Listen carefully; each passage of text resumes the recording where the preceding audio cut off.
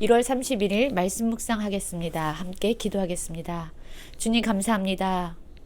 죄와 어둠에서 살아가는 우리에게 오셔서 볼 수 있도록 빛을 비춰주셔서 감사합니다. 우리의 연약함을 통해서 하나님의 일을 나타내시고 우리의 약함이 주님을 붙잡을 수 있는 통로가 되게 하여 주시옵소서. 예수님 이름으로 기도했습니다. 아멘. 오늘의 말씀은 요한복음 9장 1절부터 12절까지의 말씀입니다. 말씀을 함께 살펴보시기 전에 개인적으로 말씀을 꼭 읽으시고 묵상하는 시간 가지시기 바랍니다. 9장 1절입니다. 예수께서 길을 가실 때에 날 때부터 맹인된 사람을 보신지라. 제자들이 물어 이르되 라삐여, 이 사람이 맹인으로 난 것이 누구의 죄로 인함이니까? 자기네이까? 그의 부모니까? 라는 말씀으로 시작하고 있습니다. 그렇습니다. 예수님은 길을 가실 때에 나면서부터 맹인된 사람을 보셨습니다. 예수님은 항상 연약한 자, 그리고 외로운 자, 죄를 지어서 사람들에게 정죄받는 자, 이런 자들을 보고 계십니다. 그리고 그들을 죄와 사망과 고통과 문제로부터 건져내 주시는 분입니다. 우리는 무엇을 보고 살아가고 있습니까? 나에게 고통을 주는 사람들, 나에게 닥친 문제들, 무엇을 보고 있습니까? 예수님의 눈으로 사람들을 바라볼 수 있고 또한 약한 자들, 고통당하는 자들을 볼 수 있는 그러한 눈이, 그러한 관점이 열려지기를 원합니다. 제자들이 예수님에게 묻지요. 나면서부터 맹인된 이 사람이 누구의 죄로 인함이니까? 라고 묻습니다. 자기니까? 부모니까? 그렇습니다. 대부분의 사람들은요. 어떤 죄의 결과가 고통을 가져온다라고 생각하고 있습니다. 그래서 누군가에게 문제가 생기거나 어려움이 생기면 그 사람의 죄 때문이다 라고 사람들을 쉽게 판단하고 정죄할 때가 있습니다. 우리 역시 그러한 경향은 없습니까? 누군가의 어려움이 마치 그 사람의 죄 때문이냐, 우리는 쉽게 사람들을 판단하죠. 그러나 예수님은 제자들의 질문에 대해서 이렇게 말씀하십니다. 이 사람이나 그 부모의 죄로 인한 것이 아니라 그에게서 하나님이 하시는 일을 나타내고자 함이라 라고 말씀합니다. 이 나면서부터 맹인된 사람은요, 죄로 인해서 맹인이 된 그런 어려움을 겪는 것이 아니라고 말씀하고 있어요. 오히려 그가 가지고 있는 어려운 약함을 통해서 하나님이 하시는 일을 나타내실 것이다 라고 말씀합니다. 그렇습니다. 우리의 약함이 어쩌면 하나님의 일을 나타내고 하나님께 영광을 올려드리고 강하신 하나님을 붙잡게 하는 통로가 되어질 수 있는 것입니다. 우리에게 어떤 어려움이나 약함이나 문제가 있습니까? 물론 그러한 일이 우리에게 닥치게 될 때 우리는 내 자신의 삶이 진정 어떠했는가 돌아봐야 할 것입니다. 그러나 그 모든 고통이, 모든 문제가 우리의 죄 때문이라는 그런 생각을 가져서는 안 됩니다. 어쩌면 그것이 하나님이 일하시는 통로가 될 수 있다라는 생각을 하기도 해야 합니다. 때가 아직 낮이었습니다. 그리고 예수님은 이렇게 말씀하십니다. 나를 보내신 이의 일을 우리가 하여야 하리라. 밤이 오리니 그때는 아무것도 일할 수 없느니라.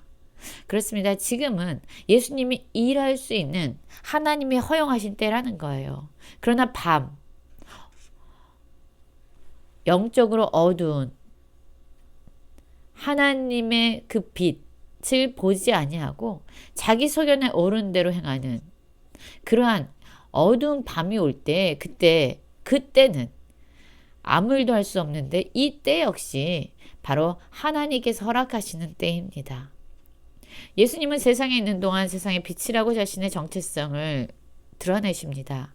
그렇습니다. 어둠과 죄와 그 죄의 결과인 죽음 가운데서 살아가는 이 세상에 예수님은 빛으로 오신 분입니다.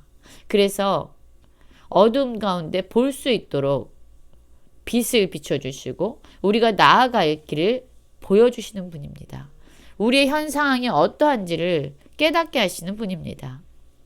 그리고 나서 예수님은 날 때부터 맹인된 사람에게 이제 그의 눈을 열어주시는 그런 과정으로 들어가십니다.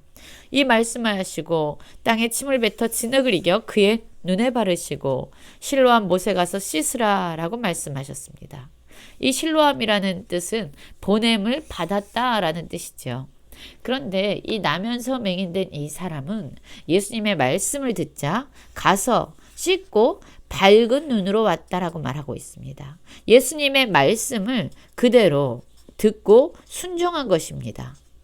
그리고 진정으로 그는 변화되었습니다.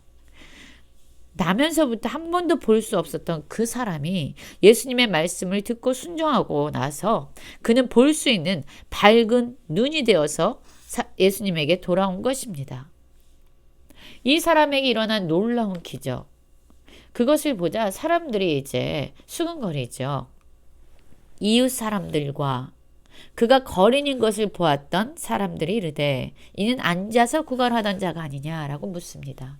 그렇습니다. 그는 나면서부터 맹인이었어요. 많은 사회적인 제약이 있었겠죠. 그래서 그가 가지고 있는 그 어려움과 약함 때문에 그는 세상에서 살아갈 때에 거린으로 살아갈 수밖에 없었고 구걸하는 자로 살아갈 수밖에 없었습니다. 사람들의 도움을 받아야만, 사람들에게 의존해야만 먹고 살 수 있는 자였던 거죠. 사람들은 그의 본질적인 그런 맹인의 볼 수 없는 문제를 해결해 줄 수 없었어요.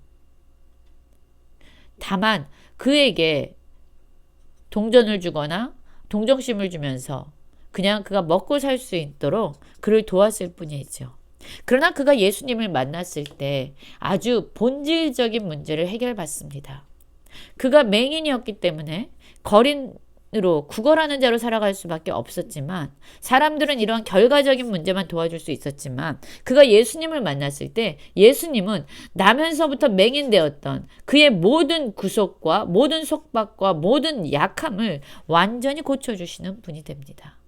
그렇습니다. 주님은 우리에게 우리의 문제와 우리의 어려움과 우리의 약함의 가장 근원적인 부분을 고치시고 치료하시고 회복하시는 분입니다. 사람들은 그가 이렇게 밝은 눈이 되고 모든 문제가 해결되는 것을 보자 그 사람이 아닌 것 같다. 그 사람이다. 라고 의견이 다양하게 나오지요. 어떤 사람은 아니다. 그와 비슷하다. 상상할 수가 없었던 걸 겁니다. 맹인이었던 자가, 그것도 나면서부터 맹인이었던 자가 저렇게 고침을 받을 수 있을까? 라고 생각할 수 있겠지요.